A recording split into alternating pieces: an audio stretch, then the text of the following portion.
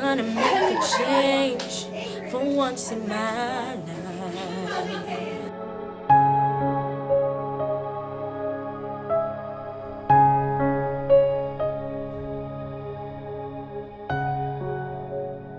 ব্রডওয়ের এক সময়ের জনপ্রিয় শিশুশিল্পী ইমানি ডিয়া স্মিথের রহস্যজনক মৃত্যুতে শোক নেমে এসেছে হলিউডের বিনোদন অঙ্গনে। ২১ ডিসেম্বর যুক্তরাষ্ট্রের নিউ জার্সির একটি বাসা থেকে ২৫ বছর বয়সী অভিনেত্রীর রক্তাক্ত মরদেহ উদ্ধার করে পুলিশ। প্রাথমিক তদন্ত ইঙ্গিত দিচ্ছে ইমানি খুন হয়েছে তারই প্রেমিকের হাতে।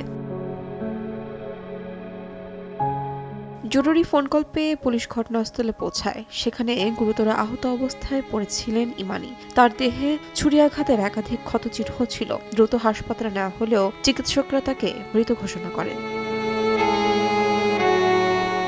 ঘটনার পরপরই পুলিশ ইমানির প্রেমিক জর্ডন ডি জ্যাকসন স্মলকে গ্রেফতার করে। তার বিরুদ্ধে সরাসরি খুনের অভিযোগ আনা হয়েছে। ইমানি ও জর্ডনের দীর্ঘদিনের সম্পর্ক ছিল বলে জানিয়েছে পুলিশ।